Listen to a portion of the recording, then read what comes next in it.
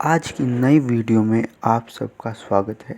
आज हम बात करने वाले हैं इंडिया की दूसरे सबसे बड़ी एफएमसीजी कंपनी 90 से भी ज़्यादा कंट्रीज़ में जो अपना सामान एक्सपोर्ट करती है और इंडिया के अंदर जिसके 60 लाख रिटेल शॉप में सामान जाता है। इंडिया की सबसे बड़ी और दुनिया की तीसरी सबसे बड़ी तंबाकू एंड सिगरेट कंपनी। आज हम बात करने वाले हैं आईटीसी के बारे में। आईटीसी की शुरुआत 1910 में कोलकाता में हुई थी। 1910 में जब आईटीसी की शुरुआत हुई थी उस वक्त आईटीसी सिर्फ सिगरेट बेचती थी, लेकिन आज के टाइम में आईटीसी सिर्फ सिगरेट नहीं और भी चीज़ों में है। डाइवर्सिफिकेशन का सही इस्तेमाल करके आईटीसी इंडिया की दूसरी सबसे बड़ी एफएमसीजी कंपनी बनी और कई और सेक्टर्स में भी आईटीसी आ गई। आज हम बात करेंगे कि डाइवर्सिफिकेशन होता क्या है और उसकी ज़रूरत क्या पड़ी आईटीसी को। सबसे पहले हम बात करते हैं डाइवर्सिफिकेशन होता क्या है। डाइवर्सिफिकेशन का मतलब होता है जब कोई कंपनी अपनी फील्ड में बेस्ट बन जाती है और वो अचीव कर लेती है, उसके बाद वो दूसरे बिजनेसेस में जाती है। जैसे हम आईटीसी की बात करें, स्टार्टिंग में आईटीसी एक तंबाकू और सिगरेट कंपनी थी। 19 के टाइम में जब वो स्टार्ट हुई और जब उसने डाइवर्सिफिकेशन स्टार्ट किया, जब तक वो इंडिया की नंबर 1 सिगरेट कंपनी बन चुकी थी। तो और उन्होंने क्यों किया उसकी बात करें तो उसके और भी कई कारण हैं। पहला कारण तो है आईटीसी के जो डायरेक्टर थे उस वक्त वो समझ चुके थे कि आगे आने वाले टाइम में कई रेगुलेशन आएंगी इस सेक्शन में, कई गवर्नमेंट के टैक्सेशन पॉलिसीज़ आएंगी जो हमें इफ़ेक्ट करेंगी और आगे जाके हम फंस ना जाएं, इसलिए हम डाइवर्सिफिकेशन कर लेते हैं, दूसरी चीज़ों में घुस जाते हैं। तो उस वक्त आईटीसी के डायरेक्टर थे जे.एन. सप्रू।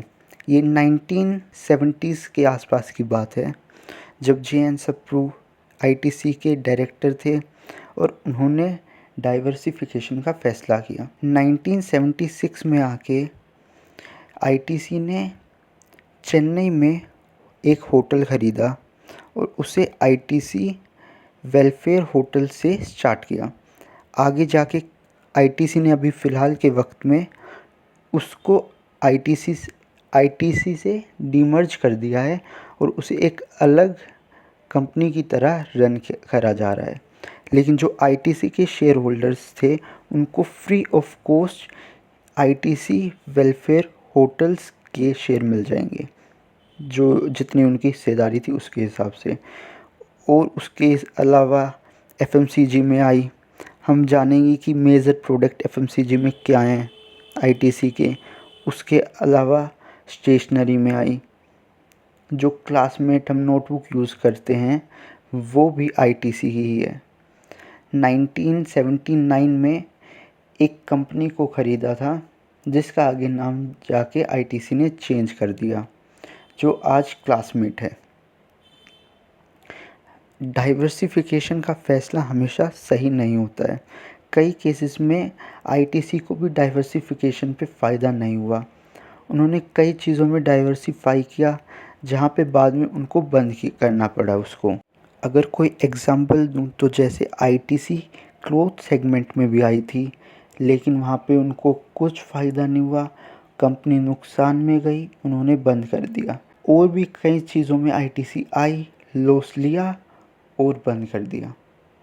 आईटीसी आती है क्योंकि उनके पास सिगरेट है, सिगरेट से उनके पास मोटा पैसा आता है, वहाँ से अच्छा प्रॉफिट आता है, तो वो डाइवर्सिफाई कर सकते हैं। तो डाइवर्सिफिकेशन के लिए पहले आपको जो अपना मेन बिज़नेस है, जो आप स्टार्टिंग कर रहे हो, उसको इतना स्ट्रॉन्ग रखना ज़रूरी है कि वो आपकी बाकी कंपनियों के लॉस को भी सर्वाइव करवा सके। उसके बाद और भी कई सेगमेंट्स में आईटीसी आया, कई बंद हुए, कई सारे प्रोडक्ट्स हिट हुए। उनके बारे में हम बाद में बात करेंगे। पहले कुछ और चीज़ों को जानते हैं जो इम्पोर्टेंट थी आईटीसी के पॉइंट ऑफ व्यू से और जो डाइवर्सिफिकेशन से पहले हुई थी। तो 1969 में अजीत नारायण आईटीसी के फर्स्ट इंडियन डायरेक्टर थे। 1954 में ब्रिटिश अमेरिकन तंबाकू कंपनी ने अपने शेयर्स इंडियन इन्वेस्टर्स को दे दिए थे। 1925 में उन्होंने printing and packaging company start की थी, जिसको उन्होंने 1949 में एक्सपेंशन के तहत एक नया प्लांट लगाया था चेन्नई में। उसके अलावा 1954 में कंपनी ट्रांसफॉर्म हुई थी एक पब्लिक लिमिटेड कंपनी की तरफ से।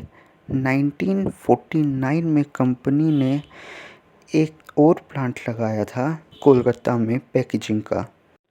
1983 में इंटरनेशनल मार्केट में जाने के लिए जे.एन. सप्रू की डायरेक्शन में डायरेक्टर थे जे.एन. सप्रू उस वक्त। आईटीसी ने नेपाल की एक कंपनी को ख़रीदा जो एक मैन्युफैक्चरिंग कंपनी थी। उस कंपनी का नाम था सूर्य नेपाल लिमिटेड। उसके अलावा 19 सालों में आईटीसी ने अपना रिसर्च सेंटर भी बनाया था बेंगलुरु में। ये तो कुछ मोटी मोटी बात हो गई आईटीसी की डाइवर्सिफिकेशन से पहले। अगर हम डाइवर्सिफिकेशन के बाद की बात करें कि उसके बाद आईटीसी क्या करा, उससे पहले हम जान लेते हैं आईटीसी की डिस्ट्रीब्यूशन चैनल कैसा है। आईटीसी फार्मर से तंबाकू लीव लेती थी अपने सिगरेट के लिए। उस लीव से वो सिगरेट बनाती थी और तंबाकू बनाती थी जिसको वो सेल करती थी। उसके अलावा अगर बात करें डिस्ट्रीब्यूशन सिस्टम की, तो उनका डिस्ट्रीब्यूशन सिस्टम है, वो डिस्ट्रीब्यूटर्स को सामान देती थी, वो डिस्ट्रीब्यूटर डायरेक्ट रिटेलर्स को सामान देते थे। तो ये 2 लेवल डिस्ट्रीब्यूशन सिस्टम था जो उन्होंने अडोप्ट किया था। मेनली कंपनियां यही डिस्ट्रीब्यूशन सिस्टम अडोप्ट करती हैं। कुछ कंपनियां होती हैं जो चाहे तो खुद जाके बेचती हैं, फ्रेंचाइजी देती हैं या बीच में मिडलमैन लाती हैं। ये तो मोटी मोटी बात हो गई आईटीसी की डाइवर्सिफिकेशन से पहले कि डाइवर्सिफिकेशन करने के कारण हमने जान लिए कि गवर्नमेंट की रेगुलेशंस, टैक्सेशन और प्रॉफिट रिड्यूस होने का खतरा। डाइवर्सिफिकेशन करने का कारण ये था कि गवर्नमेंट आगे आके इस सेक्शन में रोक लगा। अब बात करते हैं एफएमसीजी सेक्टर। अगर हम उनके एफएमसीजी सेक्टर की बात करें तो उसमें कई प्रोडक्ट आते हैं। हम आशीर्वाद आटा, यूपी और भी कई तरह के प्रोडक्ट एफएमसीजी सेक्टर में आते हैं, जैसे कि बिंगो हो गया। उनके कई सोप के ब्रांड भी हैं। बिंगो तो अपनी मार्केट शेयर में लीडर है और आशीर्वाद भी 50% से ज़्यादा मार्केट शेयर को ओन करता है। वो भी एक तरीके से मार्केट का शेयर ओनर है। उसके अलावा 2010 में यिप्पी को लॉन्च किया। 2013 में इंगेज बॉडी परफ्यूम को लॉन्च किया। 2015 में Savlon, B natural soft drink brand launch किया। उसके अलावा भी कई प्रोडक्ट लॉन्च किए। अगर हम आईटीसी के पहले प्रोडक्ट की बात करें तो वो 2000 में आया था, जो एक रेडी टू ईट प्रोडक्ट। उसके अलावा 1979 में पेपर बोट और स्टेशनरी कंपनी स्टार्ट की थी। आगे जाके उसमें क्लासमेट एक ब्रांड बना जो एक सक्सेसफुल ब्रांड है आईटीसी का। उसके अलावा होटल बिजनेस जो 1976 में स्टार्ट किया था। आज इंडिया में कई जगह आईटीसी के होटल हैं। तो इस केस स्टडी से हमें सीख क्या मिलती है? सीख ये मिलती है, पहले जो आपका मेन बिजनेस है, कोर है आपकी, उसको स्ट्रॉन्ग करो। जब वो कोर स्ट्रॉन्ग हो जाए तो उसके बाद डाइवर्सिफिकेशन की तरफ जाओ, क्योंकि आप डाइवर्सिफिकेशन से अपनी डिपेंडेंसी एक बिज़नेस से हटा रहे हैं।